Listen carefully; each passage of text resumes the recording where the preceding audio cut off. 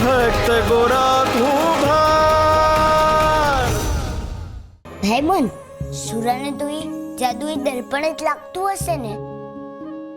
આખા ગામ લોકો વાતો કરતા હતા કે એમને એમનો તળાવમાં જોયેલો ચહેરો યાદ જ ન થાવતો ને. હવે મારે કોઈને કેમ ન કહ્યું કે મારા ભાઈબંધની લીલા છે.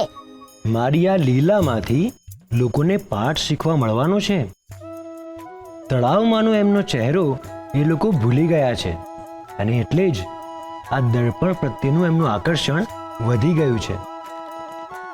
હવે વારંવાર એ લોકો એમનો ચહેરો જોવા માટે આ દર્પણની સામે આવશે અને ધીરે ધીરે એક સમય એવો આવશે કે એમનું આશ્ચર્ય અદૃશ્ય થઈ જશે અને એની જગ્યા લેશે ચિંતા, સ્તબ્ધતા અને ચોંકી જવાય એવું સત્ય. એ લોકોએ કલ્પ્યું પણ નહીં હોય એવું દ્રશ્ય એમની સામે આવીને ઊભું રહેશે. હવે આગળ વધશે મારી લીલા દ્રશ્યથી અદ્રશ્ય તરફ. એટલે બધાને એમનો ચહેરો દર્પણમાં નહીં દેખાય. જેના મન ઉપર અધર્મનું આવરણ હશે એ લોકો પોતાને જ નહીં જોઈ શકે. અસત્ય, અપરાધ અને ખોટા રસ્તે ચાલનાર લોકોનો આત્મા પણ એમનાથી દૂર થઈ જાય છે, અદ્રશ્ય થઈ જાય છે. એ વાતની સાબિતી આપશે એ દર્પણ. કઈ સમજો નહીં. જે લોકો ખોટું કામ કરશે એમને એમનું પ્રતિબિંબ નહીં દેખાય.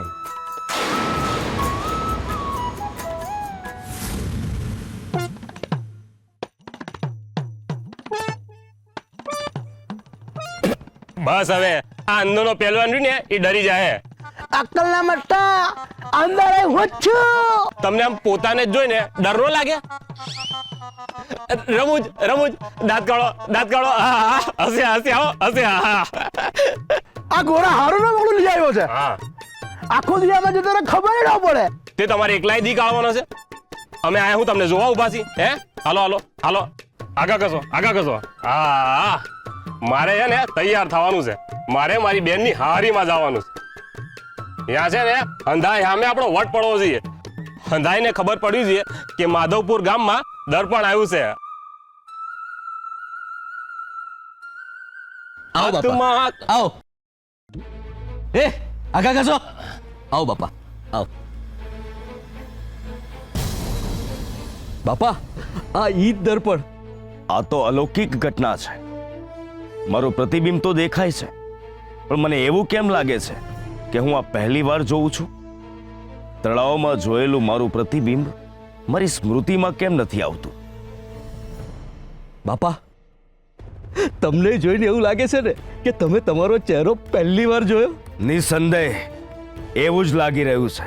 બાપા આખા ગામને એવું લાગી રહ્યું છે. મને તો કોઈ આ જાદુઈ દર્પણ લાગે છે. સાચું કહું બાપા, આમ અંદર જોવું તો બહુ ગમે. આ બધા લોકો છે ને એમનું કામકાજ છોડીને દર્પણમાં પોતાની જાતને જોવા આવ્યા છે. મને તો એવું થાય છે કે આને ઘેર લઈ જાઉં.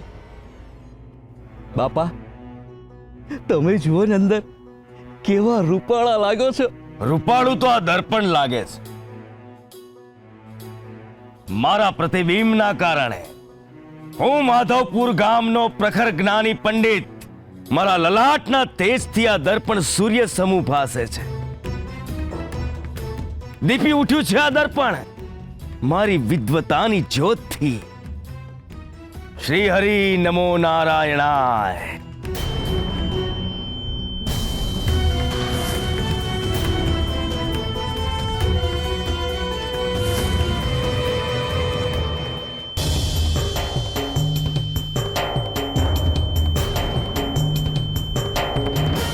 ગિરધરદાસ, તમારા લલાટ પર તેજ નહીં, તમારા મસ્તિષ્કમાં અહંકાર છે. નહીં નહીં, અહંકાર નહીં, આ તો અનુભૂતિ છે, જ્ઞાનની અનુભૂતિ. કોણ છે જે મને ડરાવવાનો પ્રયત્ન કરી રહ્યું છે? તું જે કોઈ પણ હોય કાન ખોલીને ધ્યાનથી સાંભળી લે. હું કોઈ સામાન્ય મનુષ્ય નથી. હું ગિરધરદાસ છું.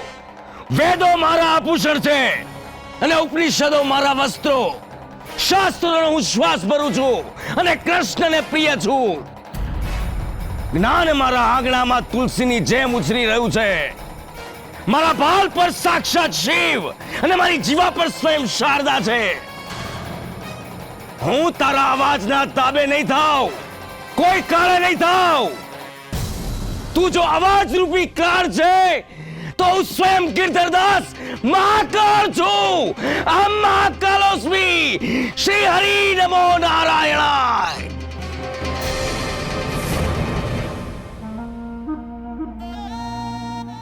દુઃખેષ્વનુ દ્વિગમનઃ સુખેષુ વિગતસ્પૃહ વિતરાગ ભય ક્રોધઃ સ્થિત ધીર્મુ નિરુચ્યતે.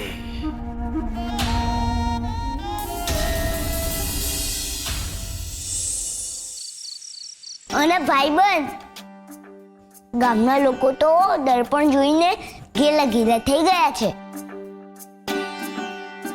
એ આખો દી એમાં જોયા જ રાખે છે. અને ભાઈબંધ અને ભગલા કાકા છે ને, દર્પણમાં જોઈને એ જ વિચાર્યા કરે છે કે હું આવું કેમ લાગુ છું. ને પછી પૂજારી બાપા, હું કૃષ્ણ મંદિરનો પૂજારી એમ બોલીને ખુશ થયા કરે છે. ને પેલા પહેલવાન કાકા હુઈ હા હા હા હા હા હા અમદાવાદ કાઢ્યા કરે છે. આખું ગામ ગાંધું થયું છે. માથા કાકા છે ને, રાત પડવા આવ્યું હોય ને તો એ ચોરા પાસે આવીને એમનો તૂટેલો દાંત જોયા કરે છે. અને સકરી કાકી તૈયાર થવા દર્પણ પાસે જ આવે છે. મને તો આ બધું જોવાની બહુ મજા આવે છે. શું થયું ભાઈબંધ, તમે કા ઉદાસ છો?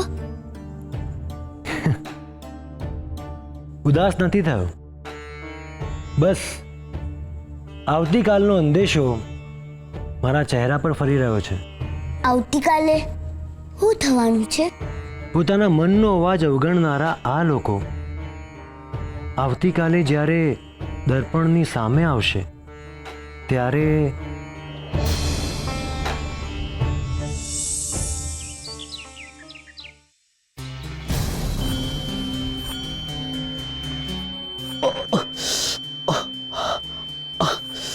આ અવાજ કેદી મારો કેળો મેલશે, ગમે એ સંભળાય, પણ હું એના તરફ ધ્યાન નહીં આપીશ.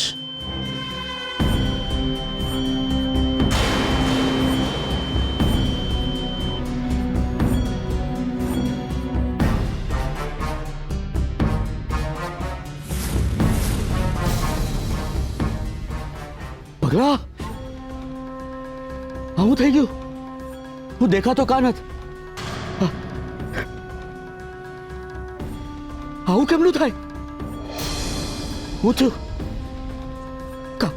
કાલે તો બરાબર દેખાતો હતો, આજે કા દેખાતો નથી? પગલા, કારણ કે આજે તું ખોટું કામ કરીને આવ્યો છે. કેમ પગલા? પરમાના ઘરેથી કોડિયા ચોરીને આવ્યો છે ને? હા, આ કોનો અવાજ છે? આ દર્પણમાંથી હું અદ્રશ્ય કેમનો થઈ ગયો? મને મને મને બહુ બીક લાગે છે. પૂજારી બાપા! આ કોઈ ચમત્કાર નથી, પણ સત્ય છે. અને સત્યનું જ પ્રતિબિંબ હોય છે. માણસ બધાને છેતરી શકે છે, પણ પોતાની જાતને છેતરી શકતો નથી. અને એટલે જ ખોટા કર્મ કરતાની સાથે જ એની આત્મા મૃત્યુ પામે છે. એની માણસાઈ, એની સંવેદના, એની અંદરનું સત્વ મૃત્યુ પામે છે. અને ખોટા કર્મ કરી ભીતરથી મૃત્યુ પામેલી વ્યક્તિનું પ્રતિબિંબ જ નથી હોતું. કારણ કે જે જીવંત નથી એનું પ્રતિબિંબ નથી. બાપા, મને બહુ ડર લાગે છે. અચાનક આજે હું દર્પણમાં દેખાઈ જ નથી રહ્યો. કાલે સુધી તો દર્પણમાં બધું દેખાતું હતું, આજે કાંઈ દેખાતું નથી. તમે એકવાર જઈને જુઓ ને, તમારો ચહેરો દેખાય છે કે નહીં? મૂર્ખ, દર્પણનો ગુણધર્મ છે કે જે હોય એ બતાવવું. જે ગઈકાલે દેખાતું હતું એ આજે દેખાતું બંધ કેવી રીતે થઈ શકે? એકવાર તમે દર્પણમાં જોઈ પછી આ બધું બોલો તો હારું બાપા. ઠીક છે પગલા, તારી ખાતરી ખાતર આજે ફરી એકવાર આ દર્પણને મારું પ્રતિબિંબ બતાવવાનું સદભાગ્ય અર્પું છું.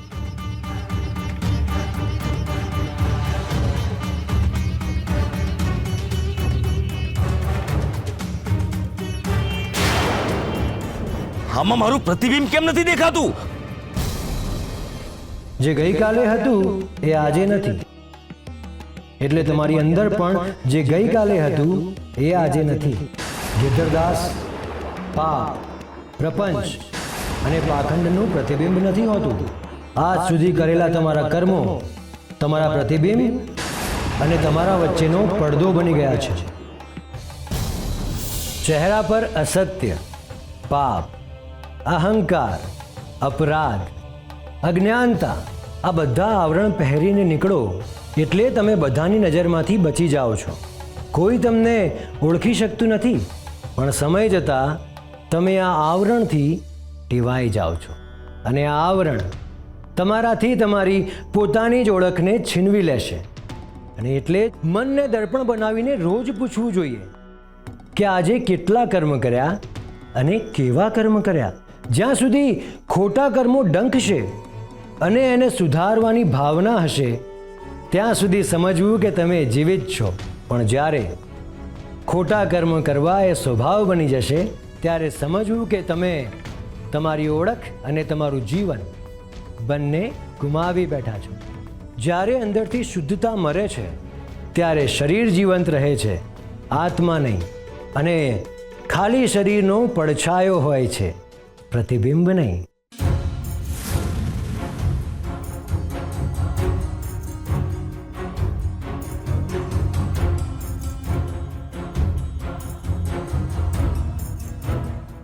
તારે જવાબ દેવો જ પડશે શ્યામ.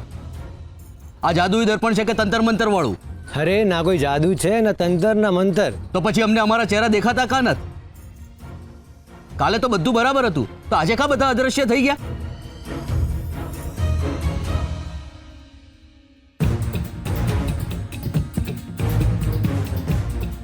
ક્યાં એવું થયું છે? મારો અને ગોરાનો ચહેરો તો બરાબર દેખાય છે. હા, ચહેરો તો મારો બરોબર દેખાતો હતો. હું થયું છે તમને પગલાભાઈ? કાક ભાંગ ચડાવીને તો ન થાય ને? ભાંગ મહેનત પીધી.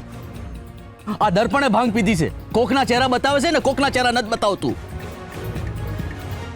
કોના નથી બતાવતું? લાખ્યો, જીવલો, ભીખુ એ બધાને એમના ચહેરા નથી દેખાતા દર્પણમાં. આ કોઈ સામાન્ય દર્પણ નથી, તંત્ર મંત્રથી અભિમંત્રિત કરેલું દર્પણ છે. બોલ શ્યામ, શું ઉદ્દેશ્યથી આ દર્પણ લઈને અહીંયા આવ્યો છે? અરે પૂજારી બાપા, હું તો બહુ હારા ભાવથી લાવ્યો હતો. મને એમ કે ગામવાળા રાજી થશે. અહીંયા રાજી થવાના બદલે બધા સ્તબ્ધ થઈ ગયા છે. આમાં અમારા ચહેરા કેમ નથી દેખાતા? પણ આ દર્પણ જ એવું છે કે જે ખોટું કામ કરે એને એનો ચહેરો ન દેખાય. આ બધું તને કોણે કીધું હે? શ્યામ કાકા. એટલે આ બધું કરનાર તું જ છે. બોલ, શું રહસ્ય છે આ દર્પણ પાછળનું? અરે પૂજારી બાપા, આમાં શું રહસ્ય હોય? મને તો મેળામાં દર્પણના વેચનારે કીધું હતું કે જે ખોટું કરશે એનો ચહેરો આ દર્પણમાં નહીં દેખાય. પહેલાં તો હું હૈસો, મને એમ કે રમૂજ કરતો હશે, પણ આ તો હાથે જ એવું થઈ ગયું. એટલે શું હું ખોટા કર્મ કરીને આવ્યો છું? બાપા, આ પૂછો છો કે કયો છો? એટલે તારો કહેવાનો અર્થ એમ છે કે પૂજારી બાપા ખોટા કર્મ કરીને આવ્યા છે? અરે ભગલા ભાઈ, હું ક્યાં એવું કહું છું? આ તો દર્પણના વેચનારે મને કીધું હતું. હું તો અભણ માણા હું, મને શું ખબર પડે? પણ તમે આ દર્પણમાં નથી દેખાતા એનો અર્થ તો એવો જ થાય છે. હે, તું કોણ છે અમારા કર્મને હાચા ખોટા કહેનારો? હે, જુઓ ભાઈઓ જુઓ, પરગામથી આવીને આપણને ભરમાવે છે. એ આ તારું દર્પણ લઈને અહીંથી નીકળ. કાંઈ વાંધો નહીં, આ તો દર્પણ બહુ મૂલ્યવાન છે ને એટલે લાવ્યો તો આ ગામમાં. મને શું ખબર કે તમે બધા ડરી જાઓ, હાલ જ લઈ જાઉં છું. પણ માઠું ન લગાડો તો એક વાત કહું, તમારા હંધાઈમાં જેટલા દુર્ગુણ છે ને એટલા જ સદગુણ છે આ દર્પણમાં. બસ, તારું પ્રવચન સાંભળવા માટે અહીંયા કોઈની પાસે વખત નથી. ઉપાડ તારું આ ગુણવાન દર્પણ અને નીકળ અહીંથી. જેવી હરિની ઈચ્છા. તમે કહો છો તો લઈ જાઉં છું. પણ પૂજારી બાપા, આ દર્પણના વેચનારે બીજી એક વાત કીધી હતી. પણ જવા દ્યો, તમને એ વાતે પ્રવચન જ લાગશે. એટલે હું અને મારો દર્પણ બે આ ગામમાંથી જાય છે. જય શ્રી કૃષ્ણ. ઉભો રે. બોલ, બીજું શું કહ્યું હતું એણે? અરે પૂજારી બાપા, જે ગામ જાવું નહીં એનો માર્ગ જાણીને શું કરશો? દર્પણ જ નથી રાખવો તો એની વાત સાંભળીને શું કરશો? મારા સવાલનો જવાબ આપ. શું કહ્યું હતું દર્પણના વેચનારે? એણે એમ કહ્યું હતું કે પૂનમની રાતે તમને હંધાય તમારા ચહેરા દર્પણમાં દેખાઈ જશે.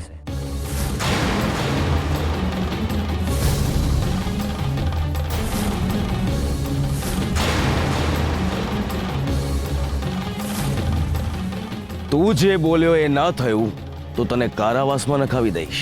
પૂજારી બાપા, પૂનમ હોય અને ચાંદો ના ઉગે એવું બને ખરું બાપા? અને જો ન ઉગ્યો તો તારા જીવતરમાં અમાસ પાથરી દઈશ.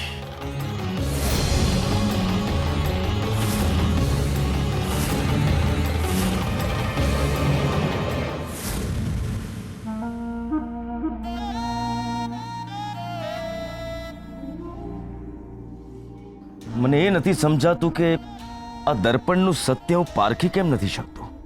હું કહું છું પૂજારી બાપા, આજે રાતે આ દર્પણને કાંક હંતાડી દઉં, પછી આપણે કોઈ બુદ્ધિશાળી વ્યક્તિને બતાવીએ. હું બુદ્ધિશાળી નથી? કહો છો કે પૂછો છો? મૂર્ખ! મારા જેવો વિદ્વાન તને બીજે ક્યાં મળશે?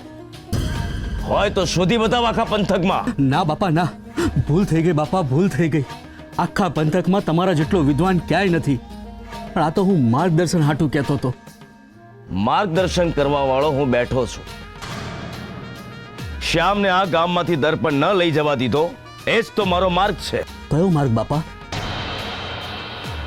આવશે પૂનમની એ રાત, દર્પણ સાથે હશે મારી છેલ્લી મુલાકાત.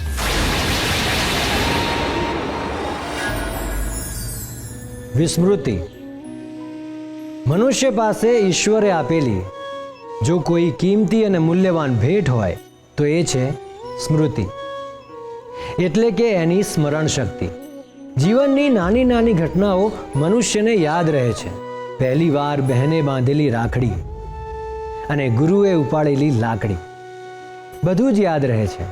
સ્મરણ શક્તિ ખૂબ જ સુંદર પળોને ફરી ફરીને મનના આંગણે લાવે છે અને મનુષ્યને એનો આનંદ ઉઠાવવાનો અને જીવવાનો લાભ આપે છે.